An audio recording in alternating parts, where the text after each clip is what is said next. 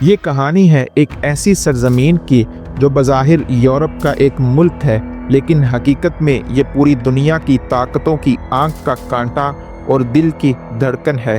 یہ ہے یوکرین۔ ناظرین، وہ زمین جو کبھی روسی سلطنت کا حصہ تھی، کبھی سوویت یونین کا مرکز، اور آج مشرق اور مغرب کے درمیان سب سے بڑا میدان جنگ۔ سوال یہ ہے کہ یوکرین اتنا اہم کیوں ہے؟ آخر کیوں یہ ملک بار بار تاریخ کی بھٹی میں جلتا رہا؟ تو ناظرین، یوکرین یورپ کے نقشے پر ایک درمیانی جگہ پر واقع ہے۔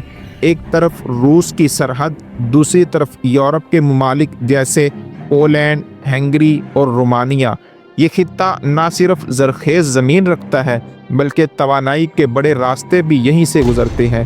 یوکرین کو یورپ کی اناج کی ٹوکری کہا جاتا ہے کیونکہ یہاں کی زمین دنیا کی بہترین زراعت پیدا کرتی ہے، لیکن یہ زمین صرف کھیتی کے لیے نہیں بلکہ سلطنتوں کے خواب پورے کرنے کے لیے بھی ہمیشہ سے اہم رہی ہے۔ 19ویں صدی میں یوکرین زیادہ تر روسی سلطنت کے قبضے میں تھا، مگر مغربی حصے پر آسٹریا اور پولینڈ کا اثر رہا۔ یہی تقسیم یوکرین کو دو حصوں میں بانٹ گئی۔ ایک طرف روس کے قریب مشرقی یوکرین جہاں لوگ روسی زبان بولتے اور روسی ثقافت سے جڑے تھے، دوسری طرف مغربی یوکرین جہاں یورپ کی طرف جھکاؤ زیادہ تھا۔ یہی تقسیم آگے چل کر اس خطے کو میدان جنگ میں بدلنے والی تھی۔ ناظرین، پہلی جنگ عظیم کے بعد یوکرین نے آزادی کی کوشش کی مگر کامیاب نہ ہو سکی۔ پھر دوسری جنگ عظیم آئی۔ ہٹلر کی نازی جرمنی نے یوکرین پر قبضہ کیا، لاکھوں لوگ مارے گئے۔ بعد میں سوویت یونین نے نازیوں کو شکست دے کر یوکرین کو اپنے اندر ضم کر لیا، مگر یوکرین کے دل میں ایک بات ہمیشہ رہی: اب ہم صرف روس کے غلام نہیں ہیں۔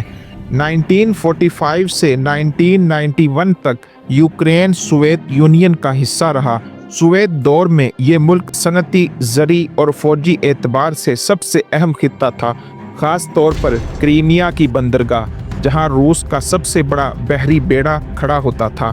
یہ روس کے لیے زندگی اور موت کا مسئلہ تھی، لیکن 1991 میں جب سوویت یونین ٹوٹا تو یوکرین ایک آزاد ملک بن گیا۔ یہ وہ لمحہ تھا جب تاریخ نے نیا موڑ لیا۔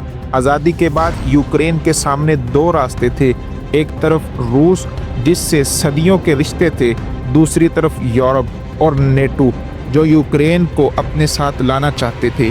یہی دو راستے اصل میں جنگ کی جڑ بن گئے۔ 2004 میں اورنج ریولیوشن ہوئی۔ یوکرینی عوام نے کرپشن اور روس نواز حکومت کے خلاف احتجاج کیا۔ انہوں نے یورپ کی طرف بڑھنے کا مطالبہ کیا، مگر روس اس کو برداشت کرنے کے لیے تیار نہیں تھا۔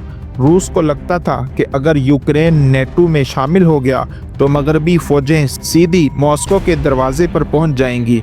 2014 میں تاریخ نے ایک اور دھماکہ کیا۔ یوکرین میں روس نواز صدر کو عوامی احتجاج کے بعد ہٹا دیا گیا۔ مغربی دنیا نے اس کی حمایت کی، لیکن روس نے فوراً رد عمل دیا۔ اس نے کریمیا پر قبضہ کر لیا اور مشرقی یوکرین میں باغیوں کو مدد دینا شروع کر دی۔ یہ وہ لمحہ تھا جب یوکرین کھلے میدان جنگ میں بدل گیا۔ ایک طرف امریکہ اور یورپ یوکرین کے ساتھ کھڑے تھے، دوسری طرف روس اسے اپنے کنٹرول میں رکھنے کی کوشش کر رہا تھا۔ پھر آیا 2022 کا سب سے بڑا حملہ۔ روس نے یورپ یوکرین پر فوجی یلغار کر دی۔ ماسکو نے کہا کہ وہ یوکرین کو نازیوں سے بچا رہا ہے، جبکہ حقیقت میں یہ جنگ نیٹو کے پھیلاؤ کو روکنے کے لیے تھی۔ یوکرین کے شہروں پر بمباری ہوئی، لاکھوں لوگ مہاجر بن گئے۔ یہ جنگ صرف یوکرین کی نہیں رہی بلکہ پوری دنیا کے ایندھن اور خوراک کے بحران کی جڑ بن گئی۔ ناظرین، اب سوال یہ ہے کہ یوکرین ہی کیوں؟ جواب سادہ ہے، کیونکہ یہ ملک مشرق اور مغرب کے درمیان ایک دیوار ہے۔ اگر یہ روس کے پاس رہے تو روس مضبوط ہوگا، اگر یہ مغرب کے پاس جائے تو روس کمزور ہو جائے گا۔ یہی وجہ ہے کہ یوکرین پر کبھی جرمن آئے، کبھی روسی، کبھی نیٹو کی نظریں جم گئیں۔ آج یوکرین ایک شطرنج کی بساط ہے۔ ایک طرف واشنگٹن اور برسلز ہیں جو اسے اپنے حصے میں دیکھنا چاہتے ہیں، دوسری طرف ماسکو ہے جو اسے اپنی ریڈ لائن مانتا ہے۔ یوکرینی عوام بیچ میں پس رہی ہے، کبھی یورپ کا خواب، کبھی روس کا دباؤ۔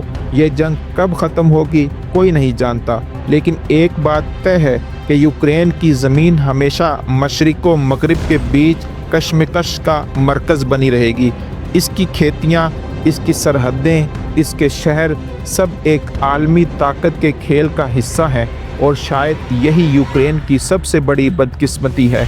आखिर में यूक्रेन की कहानी हमें यह सिखाती है कि जुग्राफिया सिर्फ ज़मीन का नहीं होता, ये सियासत, ताकत और सल्तनतों की तकदीर का फैसला करता है। यूक्रेन सिर्फ एक मुल्क नहीं, ये एक मैदान जंग है जहां तारीख बार बार लिखी जा रही है।